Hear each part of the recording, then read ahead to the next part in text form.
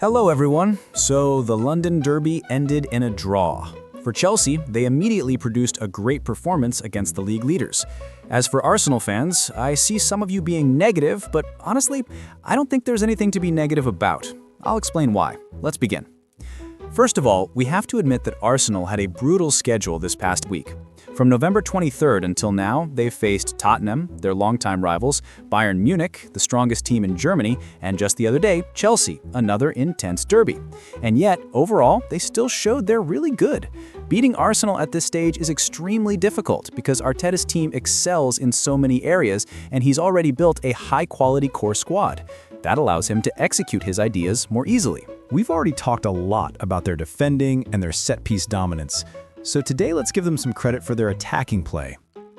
This season, the Gunners haven't just maintained their excellence in set pieces, they've also improved significantly in their ability to score from open play. Ignoring the somewhat disappointing match against Chelsea, their previous two victims, Tottenham and Bayern Munich, were hit for a combined 7 goals, with only one of them coming from a set piece. See? As soon as I said they needed to score more from open play to fully assert themselves, they basically replied, "Okay, simple." Against Spurs, they showed how flexible their buildup is this season. Players constantly swap positions to drag defenders around, open spaces, create more passing lanes, and more importantly, generate angles for line-breaking passes so they can easily bypass the first wave of pressure. Normally, when players rotate too much, the team's shape becomes chaotic.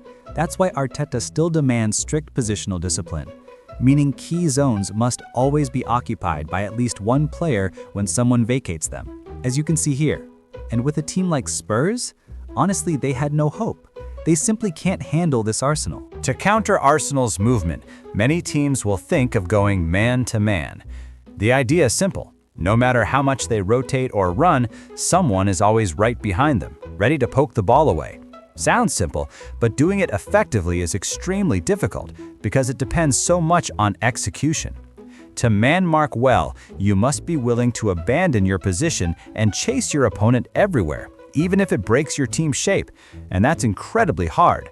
One or two mistakes, and suddenly huge gaps appear. And let's put Spurs aside. In the extremely intense match against Bayern, you could see Bayern also struggled. When they didn't follow Mikel Merino's deep drop closely, he had all the time and space to send the ball over the top to Trossard, who went through on Neuer.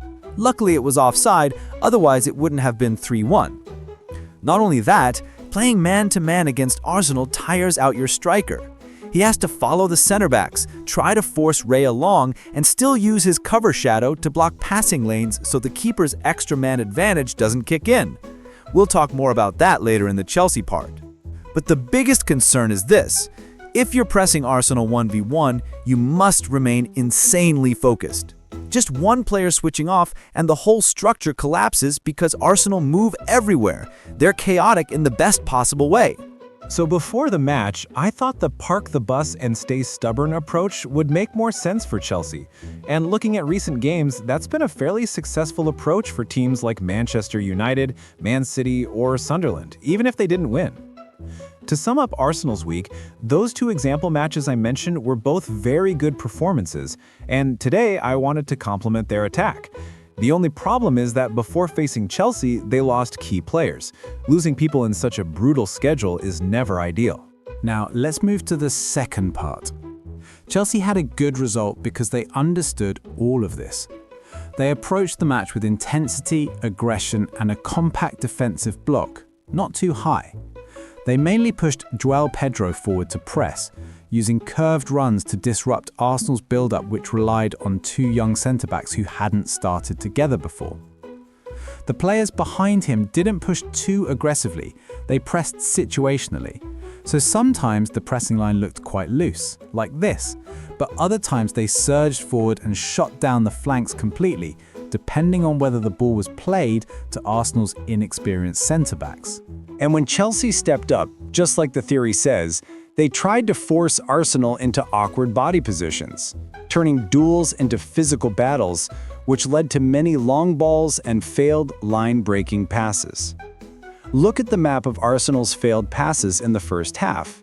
Most of them came from the goalkeeper and the two center backs.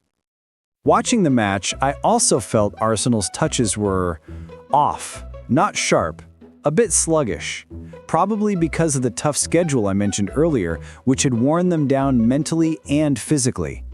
Combine that with the pressure of facing a Chelsea side playing extremely well, and you get more mistakes.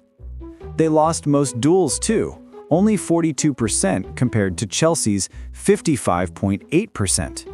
And they won just 29.3% of aerial duels compared to Chelsea's over 70%. That's a huge gap. So it's not surprising that Arsenal only touched the ball twice inside Chelsea's box in the entire first half, a very low number. But things changed after Caicedo's red card at the 38th minute. At that point, Chelsea had no choice but to sit deep. Earlier, when I talked about Arsenal's tough week, I said many teams should just stay deep against them. And in this moment, of course Chelsea were going to do that. They were a man down, not like a certain white-shirted team in the same city who loves chaos. At this stage, Arsenal had two layers of pressure. First, to take the lead, then after conceding, to equalize. But remember, they already weren't playing well. So suddenly having the advantage of facing 10 men may have actually made them even more nervous. Before Odegaard, Madueke, and Gyökeres came on, Arsenal played very static. They lacked off-ball runs, lacked rotations, lacked the signature movements that usually stretch defenses. That made Chelsea's job easier. They could maintain a narrow, compact block. But easier doesn't mean I'm discrediting Chelsea. They did this very well. For example, in this situation, a run into the half space would have been perfect. Even if the runner didn't get the through ball, he would at least drag a defender. Reece James was already preparing to track it. But nobody passed, nobody ran, completely illogical. Or here, Arsenal's attacking line stood shoulder to shoulder with Chelsea's defensive line. No one dropped, no one inverted, no surprise runs, nothing. So we have to praise Chelsea's discipline and focus, which I mentioned earlier. That's why Arsenal struggled so much to enter the box. Some Arsenal fans said they weren't disappointed by the draw, but disappointed because they couldn't score while being a man up. Having an extra man is an advantage, yes, but you still need patterns to pull the 10-man block out of shape. Whether it's 10 or 11 players sitting in a low block, it all feels equally crowded. If your play is static, you won't break through. On the other hand, even with 10 men, Chelsea still posed counter-attacking threats with their fast forwards, which is required for any counter-attacking team. Arsenal got caught up trying to break the block, and since they were struggling, their rest defense loosened a bit. Chelsea couldn't fully exploit it because they lacked numbers, but the danger was there. Overall, if you're a Chelsea fan, this match was great. Your team defended superbly while being a man down, and they basically proved that the online wizard, me, can't magically curse them. For neutrals or Arsenal fans, the match was boring because Arsenal played poorly. For me as a neutral, after the red card, the match lost its spark. I've never liked red card games because they always become one-dimensional. One team defending, the other attacking. It gets a bit sleepy compared to the first 38 minutes. But like I said, Arsenal fans shouldn't be upset. Players have good games and bad games. No one can be brilliant every single match, especially when you're constantly playing big games. A draw is fine, and you drew Chelsea, not some random team. All right, that's it. Bye, guys. I'll have a few new videos coming soon. Hope you'll support them. I'm done. See you all next time.